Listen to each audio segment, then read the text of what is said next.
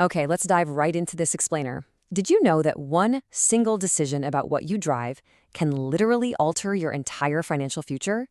Today, we're unpacking the true math behind financing new versus used cars. We're going to look closely at the numbers, the industry mechanics, and all those hidden costs that go way beyond the sticker price. It's a system most of us interact with, but honestly, very few truly see from the inside out. Take a look at Troy and Chad. These are two guys with identical backgrounds. I mean, they went to the same school, got the same engineering degree, and pull in almost the exact same salary. Yet look at their reality at age 37. Troy is stuck with a massive $1,000 monthly payment and a net worth of just $14,000. Chad, on the other hand, he hasn't made a car payment in years and sits on a $340,000 net worth. No way, right? Their lives diverged entirely because of what's parked in their driveways. Chapter 1, The New Car Penalty. This perfectly illustrates what we call the treadmill effect. Back in 1995, an average new car was about 20 grand, and you usually paid it off in 3 years. Simple enough. By 2010, that crept up to $29,000 on a 5-year loan. But look at 2025.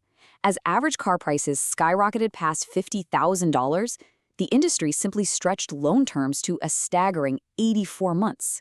84 months!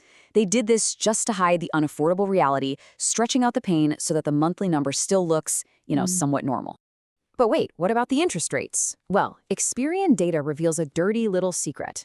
Banks actually charge significantly higher interest rates on used cars.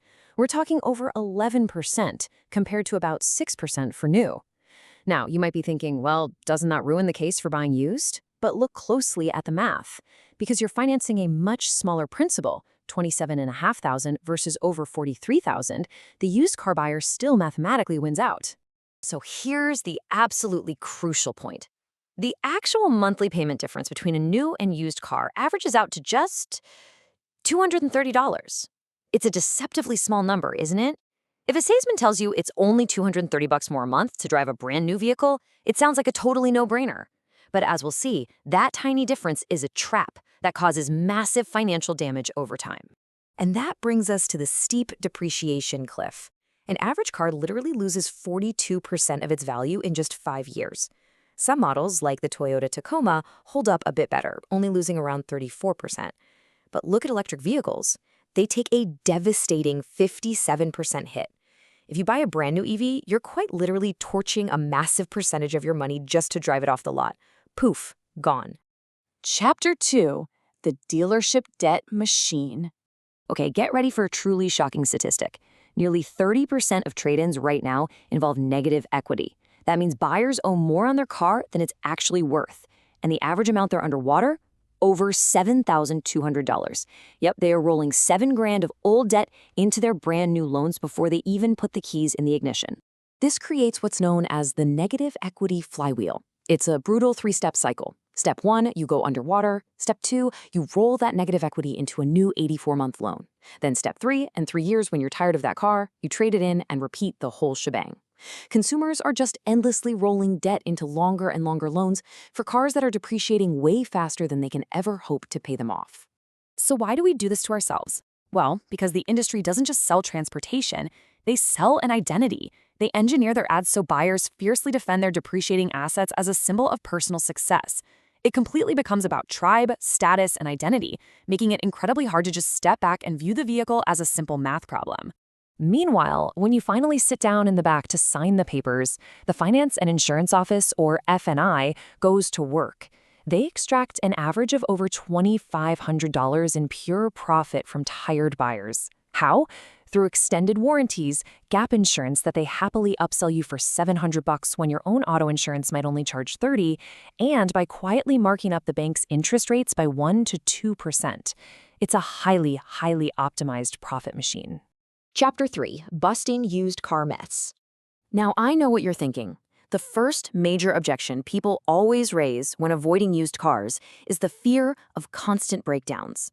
The assumption is that you're going to be hit with massive mechanic bills that completely wipe out any of the savings you got from buying used, right? Well, according to AAA's 2025 data, that's demonstrably false. The average annual maintenance for a new car is actually around $1,300. Even on the high end, maintaining a solid, lightly used car tops out around $1,200. That means you're actually saving money on repairs with a used car. The math simply does not support the fear, guys. It's basically the cost of one extra tank of gas.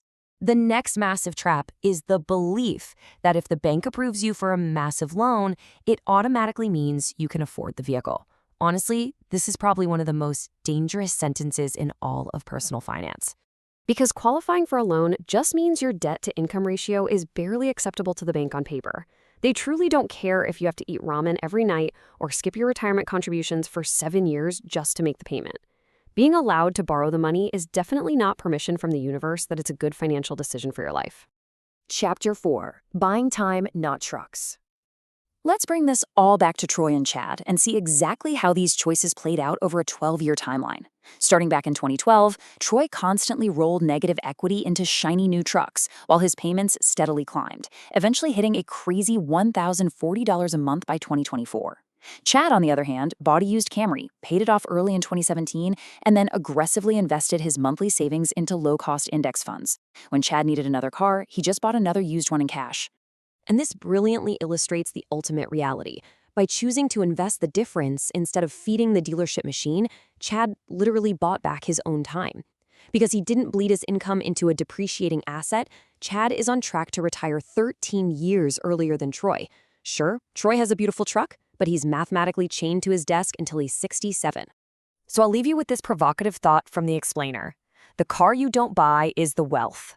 It's not just about what you drive, it's about what you give up to drive it. So, are you choosing to fund a dealership's 15-year revenue stream? Or are you paying the wealth-building tax for your own freedom and your own future? The math is out there, the choice is yours.